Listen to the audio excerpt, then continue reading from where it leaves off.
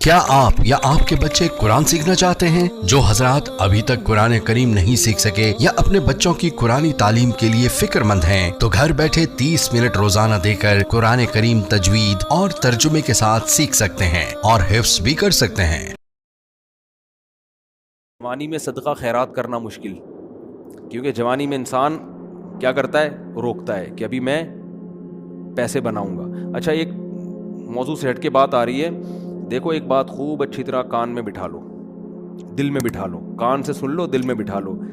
عام طور پہ جب ہم لوگوں کو صدقات و خیرات کی ترغیب دیتے ہیں تو لوگ کہتے ہیں پہلے ہمارے موٹے موٹے ضروری کام نمٹ جائیں، کچھ چیزیں ہیں، اس کے بعد انشاءاللہ ہم کیا کریں گے؟ پیسے جو بچ جائیں گے تو پھر ہم انشاءاللہ کسی اچھے کوئی مدرسہ بنا لیں گے، کوئی اسپتال بنا لیں گے، اچھے کام کریں گے ہم۔ یہ بہت بڑی مسٹیک ہو رہی ہے آپ سے، اس لیے کہ آپ نے اس کو ضروری کاموں کی فہرست میں شامل نہیں کیا۔ آپ ابھی تک دنیا کو مسافر خانہ سمجھنے کے لیے تیار نہیں ہو۔ یہ ضروری کام سب سے پہلے ہونا چاہیے، کیونکہ موت کا کوئی بھروسہ نہیں ہے۔ اور آخرت کے لیے صدقہ جاریہ کہ آپ کا کوئی ایسا اکاؤنٹ کھل جائے جو آخرت میں آپ کے کام آئے، کوئی ہسپتال بنا دیا، کوئی مدرسہ بنا دیا، کوئی کنواں کھدوا دیا، یتیم خانہ بنوا دیا، یا یتیم خانے کے ساتھ تعاون کر دیا، یا کسی گھر کو پراپر بیس پر آپ نے کوئی بھی جو وہ تو بہت سارے مصارف ہیں نا۔ تو میں نے لاکھوں پتی لوگوں کو بھی دیکھا ہے کہ بھائی اللہ نے آپ نے ولیمے پہ 6 لاکھ روپے اڑا دیے، اور یار 8-10 لاکھ کا کوئی ادارہ بنا دو، یا کسی مدرسے میں کوئی ڈسپینسری بنا دو، یا کوئی اچھی فالتو نہ اڑاؤ جا کے کوئی بھی مانگ رہا ہے پکڑا دیے۔ یہ بھی بہت بڑی مصیبت ہے لوگوں کے ساتھ۔ اب جیسے وہ عرب کا جو شیخ ہے نا، جو اس بھکاری اس کے ماں باپ کو دعائیں دے رہا تھا اور یہ پیسے دے رہا تھا، تو میں اس عرب کے پاس ہوتا، میں کہتا آپ صدقہ کریں مگر ایسے ہی نہیں کسی کو پکڑانا شروع کر دیں، کیونکہ اس سے جو مستحق ہوتے ہیں ان کا حق مارا جاتا ہے۔ آپ یہ دیکھیں کہ یہ واقعی مستحق بھی ہے یا نہیں ہے، ورنہ وہ کوئی بھی دعائیں دے کے پیسے نکالنا شروع کرے گا، نکالو ٹھیک ہے، اس کا جذبہ اچھا تھا، اللہ کرے اس کے ماں باپ کی مغفرت ہو گئی ہو، لیکن اصول جو شریعت نے بتایا ہے کہ پیسہ اللہ کی بہت بڑی نعمت ہے اور نعمت کو ضائع کرنے کی اجازت نہیں ہے۔ بہت سوچ سمجھ کے آپ نے خرچ کرنا ہے کہ مخلوق کو فائدہ زیادہ سے زیادہ ہو۔ کم سے کم انویسٹمنٹ میں زیادہ سے زیادہ فائدہ کیسے ہو سکتا ہے، پھر اس میں زیادہ انویسٹمنٹ کرو۔ جیسے دنیا کے بزنس کا اصول ہے نا کہ انویسٹمنٹ کوشش ہو کم سے کم اور پروفٹ زیادہ سے زیادہ۔ ایسا تھوڑی کہ کوئی بھی کاروبار کے لیے 1 کروڑ مانگ رہا ہے، آپ نے کہا پکڑا دیا، چل دیکھا جائے گا کتنا پروفٹ آ رہا ہے۔ تو بھائی جو دنیا کی تجارت کا اصول ہے وہی اصول آخرت کا۔ تو آخرت کا اصول یہ ہے کہ جو 2 چیزیں اس میں فوکس کرنی ہے، انسانیت کی خدمت زیادہ سے زیادہ کس کام میں ہے۔ بعض کام ایسے انسانیت کی خدمت بہت ہے مگر ان کے اثرات زیادہ عرصے نہیں رہتے، پھر بھی یہ کام کرنا ہے، کیونکہ اس میں خدمت کیا ہے؟ جیسے بھوکے کو کھانا کھلانا۔ اب ایک آدمی کے پاس کھانے کے پیسے نہیں، علاج کے پیسے نہیں، وہ تو مر جائے گا بیچارہ، بھوک کی تکلیف کون برداشت کر سکتا ہے؟ تو بھوکے کو کھانا کھلانا یہ بظاہر صدقہ جاریہ تو نہیں ہے، کیونکہ یہ زیادہ ٹائم تک چلے گا نہیں نا، کھانا کھا لیا پیٹ بھر گیا بس ختم، لیکن یہ خدمت بہت بڑی ہے، تو اس کو بھی فوکس کرنا ہے۔ اور بعض چیزیں ایسی ہوتی ہیں کہ جس میں فوری طور پر خدمت تو بہت نہیں ہو رہی ہوتی، لیکن اس کا اثر آپ کے مرنے کے بعد بھی قائم، جیسے کنواں بنا دیا آپ نے۔ اب کنواں ایسی چیز ہے جب تک کنواں رہے گا لوگ پانی پیئیں گے، آپ کو ثواب ملتا رہے گا۔ درخت لگا دیا، مر گئے تو درخت سے کو بہت زیادہ، ایک درخت سے کیا فائدہ ہوگا؟ نہیں آ رہی سمجھ میں بھائی ان کے۔ بھائی آپ نے ایک نیم کا درخت لگا دیا تو کوئی بہت تو نہیں نا، کوئی لوگ اس کو کھائیں گے تھوڑی، نہیں بھی لگاتے تو کیا ہو جاتا؟ تو اس میں انسانیت کا فوری طور پہ کوئی بہت زیادہ فائدہ نہیں ہو رہا ایک درخت سے، لیکن اس کے اثرات بہت دیر تک قائم رہیں گے۔ یعنی آپ مر بھی گئے تو درخت کے نیچے کوئی بھی چھاؤں لے گا، درخت آکسیجن سے فائدہ پہنچائے گا، چرند پرند اس سے کھائیں گے۔ تو آپ صلی اللہ علیہ وسلم نے فرمایا، صحیح مسلم کی حدیث ہے، جس نے درخت لگا کے مر بھی گیا تو جب تک درخت رہے گا اس کو ثواب ملتا رہے گا۔ تو اس میں فائدہ تو کم ہے لیکن دیر پا ہے، مرنے کے بعد بھی یہ عمل چلتا رہے گا۔ تو ان 2 قسم کی چیزوں کو فوکس کرنا ہے۔ اور کچھ چیزیں ایسی ہیں جس میں جسمانی فائدے کے ساتھ دینی فائدہ بھی ہے، جیسے دینی مدارس کو سپورٹ کرنے کا فائدہ کیا ہوتا ہے؟ غریب طلبہ کو کھانا بھی ملتا ہے، علم بھی ملتا ہے، وہ عالم بن کے دنیا میں کام کرتے ہیں۔ تو صدقہ جاریہ بھی مرنے کے بعد وہ علماء جو کام کریں گے پھر آگے ان سے جو ہدایت پھیلے گی، پھر وہ لوگ آگے جو تبلیغ کریں گے، تو جب تک اسلام باقی رہے گا آپ کو ثواب ملتا رہے گا. لیکن اب یہ بھی نہیں کہ کسی بھی مدرسے میں اٹھا کے دے دو. سوچ سمجھ کے کون کام کر رہے ہیں، کون ویژنری لوگ ہیں، کون بہت اس میں پھینکنا نہیں ہے میرے بھائی. جیسے دنیا کی تجارت میں پیسہ پھینکا نہیں جاتا، بہت سوچ سمجھ کے. کوئی بھی آپ کے پاس آئے بولے 1 لاکھ روپے دو، میں پیسے کما کے آپ کو ہر مہینے 6,000 روپے دیا کروں گا، آپ پکڑا دو گے؟ ہیں انکوائری کرو گے بھائی 1 لاکھ کہاں، کون سا کاروبار آ گیا جس میں 1 لاکھ پہ آپ مجھے 10,000 دو گے یا 6,000 دو گے؟ وہ بتائے گا یہ ہے. اچھا مجھے دکان دکھاؤ چل کے. پھر جب آپ کو دکان دکھائے گا تو آپ کہو گے جب 1 لاکھ پہ آپ 6,000 کما سکتے ہو تو اپنے ہی لگا لو. ہیں کیا خیال ہے بھائی؟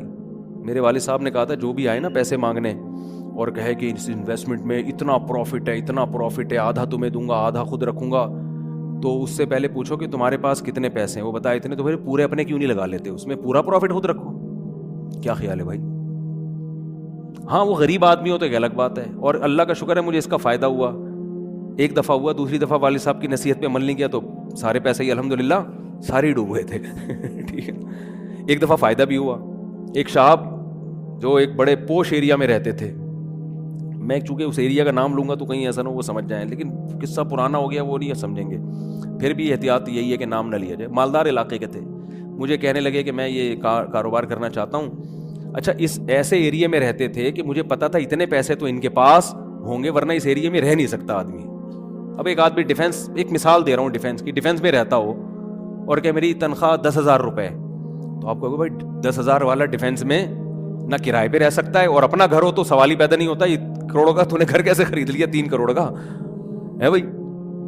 ہو سکتا ہے 4 کروڑ. اسٹیٹ ایجنٹ والے مجھے پھر فون کریں گے آپ نے ڈیفینس کی ویلیو کیا کر دی ہے، بیان میں گرا دی ہے. تو میں مثال دے رہا ہوں. یا اب ہر بیان کو نا لوگ بڑے سینسٹیو بن کے لے رہے ہوتے ہیں کہ آپ نے ڈیفینس میں 3 کروڑ بول دی ہے، ہماری تو ویلیو. تو اب کیونکہ شہرت ہو گئی ہے نا تو ہر چیز کو بہت زیادہ لوگ سیریس ہو رہے ہیں. 25 کروڑ ٹھیک ہے نا، 25 کروڑ کا. اب اس سے پھر لوگ پریشان ہوں گے یار ہم لے رہے تھے آپ نے قیمت بڑھا دی. تو بھائی یہ محض ایک مثال ہے، مجھے نہیں پتا ڈیفینس میں قیمتیں کیا چل رہی ہیں، تو کچھ بھی لگا لو قیمت. تو آپ نے کیا کیا، بات کیا چل رہی تھی؟ ہاں بندہ میرے پاس آیا، رہتا پوش ایریا میں، مالدار علاقے میں. مجھے کہنے لگا آپ مجھے پیسے دو میں یہ چیز خرید کے بیچوں گا، آدھا پروفٹ آپ کا آدھا میرا. تو مجھے ابا کی بات یاد آ گئی. میں نے کہا جو اتنے انویسٹمنٹ آپ مجھ سے کروا رہے ہو تو یہ چیز آپ خود خرید کے بیچ دو پورے پیسوں کی، پورا پروفٹ آپ کا، مجھے آدھا کیوں دے رہے ہو؟ انویسٹمنٹ جو مجھ سے کروا رہا ہے اور آدھا پروفٹ دے رہا ہے، اس کا مطلب وہ رسک لینے کے لیے تیار نہیں ہے. بولے ڈوبیں تو اس کے ڈوبیں، اس کا مطلب آپ کو خود پتا ہے کہ یقینی پروفٹ نہیں ہے. سمجھتے ہو کہ نہیں سمجھتے؟ تو کسی کو پیسے دینے سے پہلے جیسے انکوائری کرتے ہو نا، صدقہ خیرات سے پہلے بھی ایسے انکوائری کیا کرو، کیونکہ آپ کے پاس لامحدود رقم نہیں ہے. غیر مستحق کو دینے کا سب سے بڑا نقصان یہ کہ مستحق لوگ رہ جاتے ہیں. لوگ کہتے ہیں کسی غیر مستحق کو چلا گیا تو کیا ہے، او بھائی پھر اتنے پھر مستحقین رہ جائیں گے اس سے. اور ثواب کمانا ہے نا تو ثواب تو جب ہی ملے گا جب آپ کا پیسہ صحیح جگہ پہ جائے گا. جو غیر مستحق ہو اس کو ہدیہ دے دیا کرو بھائی دوستی یاری میں کہ چل یار گفٹ ہے. بات آ رہی ہے سمجھ میں؟ تو یہ میں اہم پوائنٹ کی بات بتا رہا ہوں کہ 2 جگہ خرچ کرنا ہے، ضرورت اور دوسرا جس کا اثر دیر پاؤ. تو صدقہ جاریہ بھی اچھی چیز ہے اور انسانیت کی ضرورت پوری کرنا. آپ کہہ سکتے ہیں یار ایک بھوکے کو کھانا کھلا دیا پیٹ بھر گیا تو وہ تو بس ایک ثواب مخصوص مل گیا تو اب تو ختم نا. صدقہ جاریہ تو قیامت تک رہتا ہے. یہ اس لیے بتا رہا ہوں کہ ہم بعض دفعہ لوگوں کو بتاتے ہیں کہ یار یہ دیکھو یہ غریب ہے، اس کو بیوہ ہے، اس کے گھر میں راشن ڈال، تو کہہ رہے ہیں نہیں ہم تو صدقہ جاریہ چاہتے ہیں. تو یاد رکھو صدقہ جاریہ کے اپنے فضائل ہیں کہ وہ چلتا رہے گا آپ کا، لیکن بھوکے کو کھانا کھلانے کے، اس کی ضرورت پوری کرنے کے اپنے، وہ ثواب تھوڑا ہے لیکن وزنی بہت ہے. وزنی کیسے؟ حدیث میں آتا ہے قیامت کے دن اللہ اعلان کریں گے، جب میدان حشر ہوگا نا، بہت سختی کا دن ہوگا، تو اللہ اعلان کریں گے کہاں ہیں وہ لوگ کہ جب میں بھوکا تھا تو انہوں نے مجھے کھانا کھلایا، میں پیاسا تھا تو انہوں نے مجھے پانی پلایا، آج ان بھوکوں کو میں کھلاؤں گا کیونکہ انہوں نے مجھے کھلایا تھا. جیسے ہوتا ہے نا آپ کو بھوک لگ رہی تھی، کسی نے آپ کا اکرام کیا، تو اب آپ کو کہیں وہ بھوکا نظر آئے تو آپ سب سے پہلے اس کو کھلاؤ گے نا. یار میں ٹی وی میں آ رہا ہوں کیا ہے، تھک گئے ہیں تو بیان ختم کر دیتا ہوں، بس ویسے ہی بھی ختم ہونے والا ہے. دیکھو غیرت مند انسان کیا کرتا ہے, آپ بھوکے تھے اور آسان مثال, آپ کی گاڑی میں پیٹرول ختم ہو گیا, آپ نے پیٹرول پمپ والے سے کہا یار تھوڑا سا ڈال دو, پیسے بعد میں دے دوں گا میں آپ کو, ابھی جیب میں ہے نہیں. اس نے کہا چل یار ڈال دیا پیٹرول, میں اپنے پیسوں سے ڈال رہا ہوں, جاؤ یار. ایک دن کیا ہوا, اتفاق سے آپ پیٹرول پمپ کے مالک بن گئے. وہ آیا گاڑی لے کے, پیٹرول نہیں ہے, لائن لگی ہوئی ہے, بہت سے غریب آ گئے بغیر پیٹرول کے نا ٹھیک ہے نا. اب آپ کے پاس محدود پیٹرول ہے تو آپ کس کی گاڑی میں ڈالو گے؟ آپ اعلان کرو گے بھائی جنہوں نے میری بائک میں یا گاڑی میں پیٹرول ڈالا تھا نا وہ بندہ آگے آ جائے, اس کو تو اس کی ضرورت تو پوری کرنی ہے. تو ایک عام انسان جب یہ کام کرتا ہے تو اللہ تو غیور ہے بھائی, تو اللہ اعلان کرے گا بھوک اور پیاس میں لوگ تل ملا رہے ہوں گے, اللہ کہے گا سب سے پہلے ان کو کھلاؤں گا جنہوں نے جب میں بھوکا تھا مجھے کھلایا, جب میں پیاسا تھا مجھے پلایا. تو لوگ کہیں گے اللہ تو کہاں بھوکا ہو سکتا ہے؟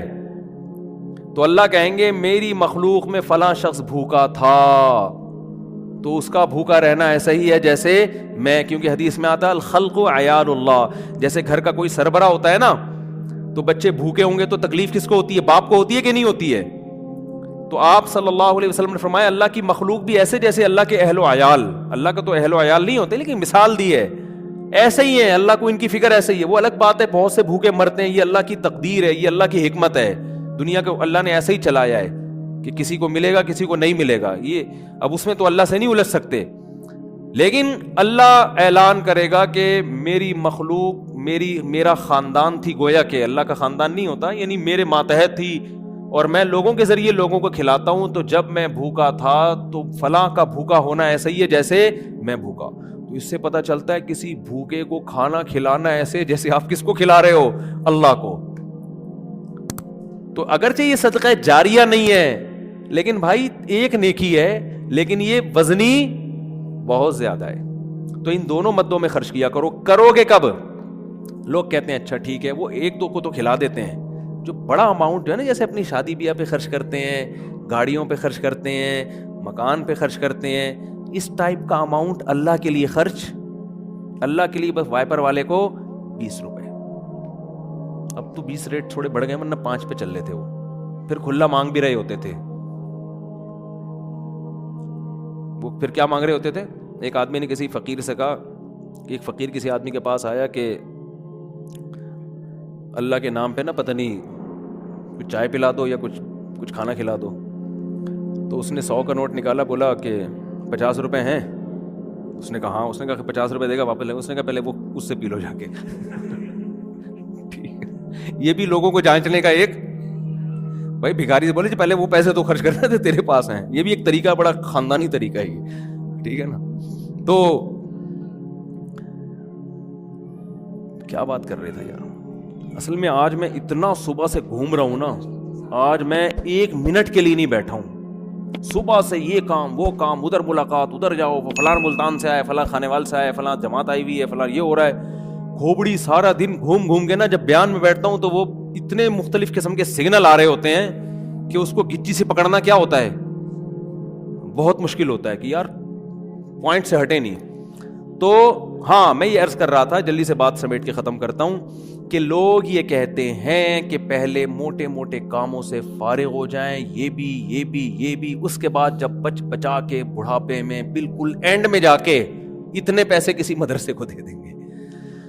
نبی صلی اللہ علیہ وسلم نے فرمایا انسان ساری زندگی, حدیث کا مفہوم ہے, مال جمع کر کے رکھتا ہے اور کہتا ہے کل خرچ کروں گا, کل خرچ کروں گا, کل خرچ کروں گا. پھر جب بڑھاپا آتا ہے کہتا ہے یہ فلاں کے لیے اور یہ فلاں کے لیے. فرمایا وقت کان علی فلان, اب تو وارثوں کا حق اس پہ ہو گیا. اب تو وارث کہیں گے ابا ہمیں محروم کرنے کے لیے, اپنی تو ساری عیاشی ابا نے کر لی.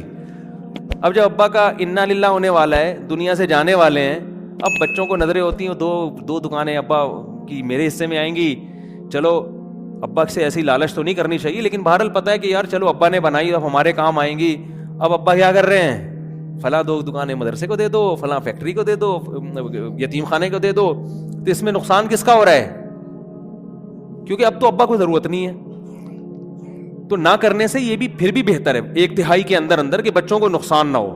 اگر بچوں کو نقصان ہو رہا ہے پھر تو یہ بالکل صحیح نہیں ہے. حدیث میں آتا ہے کہ آخر عمر میں نا اس طرح سے صدقہ کر دینا کہ بچے دوسروں کے محتاج بن جائیں، آپ صلی اللہ علیہ وسلم نے اس کی اجازت نہیں دی ہے.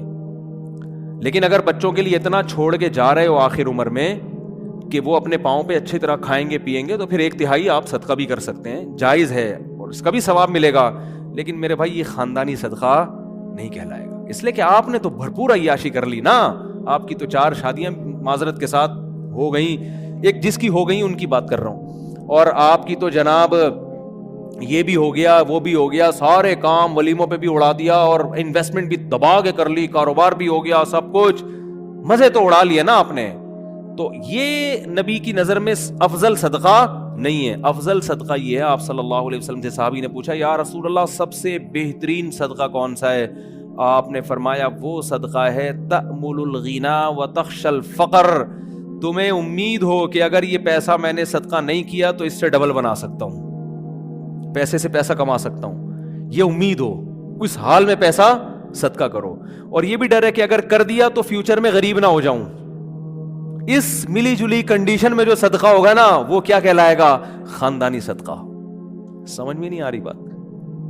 تو اس لیے صدقات و خیرات میں یہ نہیں کہہ رہا، یہ تو حدیث میں بھی منع ہے کہ اتنا کر دینا کہ کل لوگوں کے محتاج بن جائیں، یہ تو جائز ہی نہیں ہے نا، کہ اپنے ضروری جو بیوی بچوں کے ہیں وہ تو بہرحال، لیکن صرف اتنا کر لیں کہ آپ جب یہ کہتے ہیں نا کہ میرے یہ چند ضروری کام ہو جائیں تو پھر میں یہ کروں گا، یہ الفاظ غلط ہیں.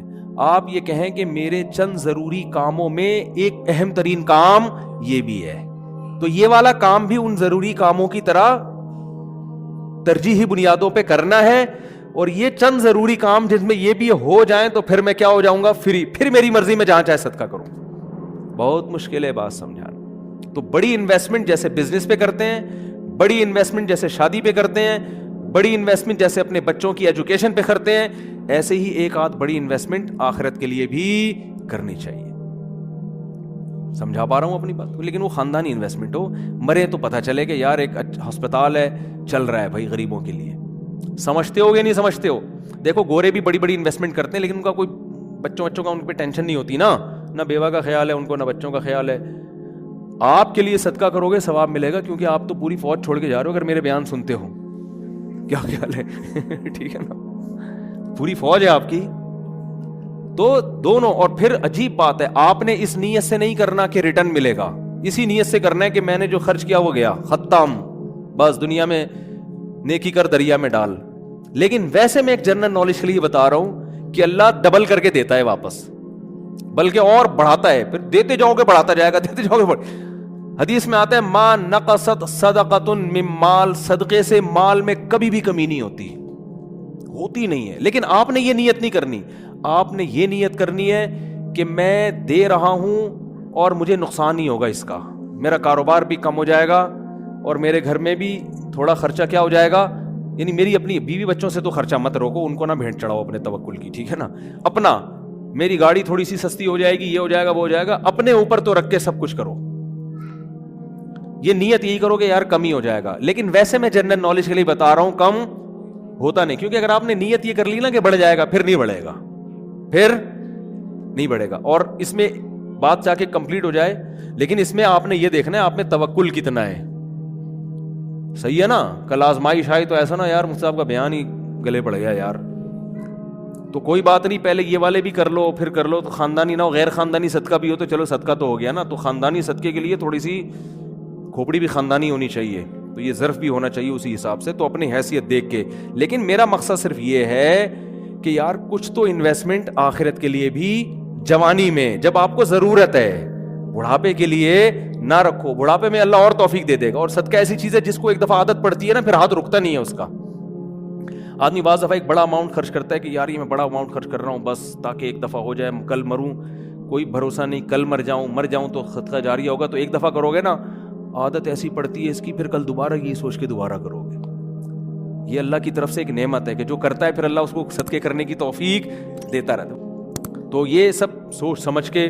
تو ہاں اچھا، اس میں پھر 2 کام کرنے ہیں. کچھ صدقے تو پبلک کو دکھا کے کرنے ہیں، اپنے بچوں کو بھی بتاؤ، بیوی کو بھی بچاؤ، بھائی کو بھی بتاؤ، رشتہ داروں کو بھی بتاؤ. کیونکہ قرآن میں جگہ جگہ آتا ہے کہ نیک لوگ چھپا کے بھی صدقہ کرتے ہیں اور علانیت. دکھانے کا فائدہ یہ ہوگا پبلک کو ترغیب ہوگی کہ یار اس نے جب یہ ہسپتال بنا سکتا ہے, مدرسہ بنا سکتا ہے, یتیموں کی مدد کر سکتا ہے اور نہیں مرا, ماشاءاللہ کھا رہا ہے, کچھ ہمیں بھی عبرت حاصل ہوگی کہ نہیں ہوگی؟ بچوں کو جب بتاؤ گے تو بچے کہیں گے یار میرے باپ نے اتنا کچھ کیا. جب وہ باپ بنیں گے تو ان کا بھی دل چاہے گا. تبھی میں لوگوں سے کہتا ہوں اپنی بہنوں پہ خرچ کیا کرو لفافے میں, اور بچے کو بتاؤ دیکھو میں نے پھپھو کو تمہاری اتنے پیسے دیے, شو مارنے کے لیے نہیں, تاکہ وہ بھی آپ کی بہنوں, آپ کی بیٹیوں پہ, جب آپ اپنی بہنوں پہ اپنی اولاد کے سامنے خرچ کرو گے تو آپ کا بیٹے کو خیال ہوگا کہ یار مجھے بھی جب میری ارننگ آئے گی تو مجھے بھی اپنی بہنوں کا خیال کرنا ہے. ہماری یہ پرمپرا ہے, ہمارے خاندان میں مرد عورتوں کا خیال کرتے ہیں. آپ کیا کرتے ہو, کبھی ایک دھیلا بچے نے نہیں دیکھا کہ آپ کی جیب سے اس کی پھپھو کے لیے نکل رہا ہو, ٹھیک ہے نا. نصیحتیں آپ کی صبح شام ماشاءاللہ ہول سیل کے حساب سے چلتی رہتی. بچے کو سمجھاتے رہتے ہو غریبوں کا خیال کیا کرو, بوڑھے ماں باپ کا خیال کیا کرو. بچے کو پتا ہے فری پھوکٹ کی نصیحتوں کے علاوہ ابا کے پاس کوئی کام نہیں ہے. فری پھوکٹ کی نصیحت, جب آئیں گے گھر میں ٹارزن بن کے, کہتے تو نہیں ہے لیکن دل میں یہی ہوتا ہے, یہ کر لو, یوں نماز کیوں نہیں پڑھتا, یہ کیوں نہیں کرتا, یوں کیوں نہیں, ویڈیو گیم کھیلتا رہتا, پٹاخ تھپڑ لگایا, یہ کر رہا ہے وہ کر رہا ہے. بچے کو پتا ہے ابا کے پاس فری پھوکٹ کی نصیحتوں کے علاوہ, وہ ہمارا فلاں ماموں بیمار تھے, ابا نے ایک دھیلا نہیں نکالا جیب سے. امی کی طبیعت خراب ہوتی ہے تو ابا کے پاس ہسپتال لے جانے کا ٹائم نہیں ہے. نصیحتیں جتنی مرضی کروا لو, نصیحتیں بھی کریں لیکن نصیحت سے زیادہ عمل. بات آ رہی ہے سمجھ میں؟ ایک صاحب تھے, وہ نا بہت زیادہ صدقہ کرتے تھے, امریکہ میں ہیں وہ. میں نے ان سے پوچھا, میں نے کہا یار آپ ہر مہینے کچھ نہ کچھ کرتے رہتے ہو اتنی, اور وہ ایسی قوم سے تھے جو کنجوسی میں مشہور ہے. میں نے ان سے پوچھا آپ کی قوم کیا ہے؟ میرا خیال تھا کوئی سید ہاشمی قریشی ہوں گے, کوئی وہاں کے مکہ مدینہ کے اتنے سخی. تو انہوں نے کہا یار ہم وہ قوم کا نام لیا جو کنجوسی میں جس پہ لطیفے بنے ہوئے ہیں.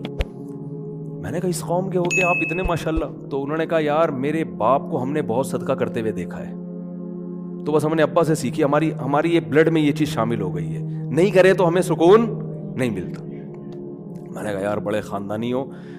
میں نے کہا یار کبھی آپ کو دکھاؤں گا بھائی اس قوم پہ لطیفے بنانا چھوڑ دو. قوموں پہ لطیفے ہیں نا, ایک قوم بڑی کنجوس مشہور ہے, ان کے ہاں جب بچہ پیدا ہوا نا تو سب آئے مبارکبادی کے لیے, سارے جمع ہو گئے. تو بچہ کہتا ہے ابھی سارے یہاں جمع ہو گئے, دکان پہ کون بیٹھا ہوا ہے؟ تم سب یہاں گئے مبارکباد دینے, کمبختوں. یعنی اتنی اللہ نے اس بچے کو قوت گویائی عطا فرمائی, یہ بلڈ میں آ جاتی ہے نا چیز. تو بچے کو عقل نہیں ہے, شعور نہیں ہے, لیکن اس کے جینز میں یہ چیز آ گئی ہے کہ بھائی دکان کا بھائی آدھے ابھی آ جاتے, آدھے کسٹمر کو سنبھالتے. یہ لطیفہ ہے, کوئی سچا واقعہ نہیں ہے یہ, ٹھیک ہے نا, ایسی فرضی لطیفہ ہے سمجھانے کے لیے کہ کچھ اتنا کر کے جاؤ کہ بچے پیدا ہو کے جو ہے نا یہ بول رہے ہوں کہ ہم مبارکبادی میں 5 روپے تمہاری جیب سے نہیں نکلے. سخاوت کی ترغیب دیں وہ. تو خیر کچھ چھپا کے کچھ دکھاؤ, اور کچھ کیا کرو ایسا چھپاؤ کہ وہ حدیث میں آتا ہے دائیں سے دو بائیں کو پتہ نہ, بھول جاؤ. نیکی کر کے دریا میں ڈالنا جسے کہتے ہیں, خود بھی بھول جاؤ کہ میں نے کوئی نیک کام, کوئی صدقہ کیا, کسی غریب کو کھلایا بھی ہے کہ نہیں کھلایا. جیسے عرب لوگ کرتے ہیں نا, آتے ہیں بیٹھ جائیں بھائی, بیان ختم ہو جائے پھر کرنا سوال, ٹھیک ہے, بیان ختم ہو جائے. تو جیسے عربوں میں ہے نا کہ دائیں ہاتھ سے دیتے ہیں ایسے, بعض فقیروں کو وہ یوں کرتے ہیں جیب میں ڈال دیتے ہیں, یوں کر کے نکل جاتے ہیں. اس فقیر کا سامنا بھی نہیں کرتے کہ کہیں یہ نہ دیکھ لے, اور پھر یہ جب ملے گا تو جھک کے ملے گا, یہ بھی نہ ہو. ایسا دو کہ کسی کو بھی پتا نہ ہو, جس کو حدیث میں کہتے ہیں لا تعلم شمالہ ما تنفق یمینہ, دائیں ہاتھ جو خرچ کر رہا ہے بائیں کو بھی پتا نہ چلے. اس سے پتا چلتا ہے دیتے ہوئے کون سا ہاتھ استعمال کرنا چاہیے, دائیں. لیفٹ ہینڈ سے لین دین کرنا یہ شریعت میں پسندیدہ نہیں ہے. میری تو عادت ہے, کوئی دکاندار بائیں ہاتھ سے پیسے پکڑاتا, میں کہتا ہوں بھائی کیوں نحوست ڈال رہا ہے اس کے اندر, اس کو ہاتھ چینج کر کے سیدھے ہاتھ سے دے دے. مجبوری ہو تو ایک الگ بات ہے, آپ ڈرائیونگ کر رہے ہیں تو پھر اب یہ تو نہیں کہ وہ جو ہے نا ایک ہاتھ سے گیئر پکڑا ہوا ہے ہاتھ چھوڑ کے جی تو کھڈے میں گر گئی گاڑی. تو مجبوری میں لیفٹ ہینڈ استعمال کیا جائے گا. مجبوری میں الٹے ہاتھ سے کھانے کی بھی اجازت ہے مجبوری میں, لیکن نارملی ڈرائیونگ میں آپ الٹے ہاتھ سے, مجبوری ہوتی ہے بعض دفعہ, بعض لوگ رائٹ ہینڈ سے صحیح اسٹیئرنگ پہ قابو رکھتے ہیں, لیکن نارملی نہ دائیں بائیں سے لیفٹ ہینڈ سے کھانا چاہیے, نہ لین دین کرنا چاہیے. سمجھتے ہو؟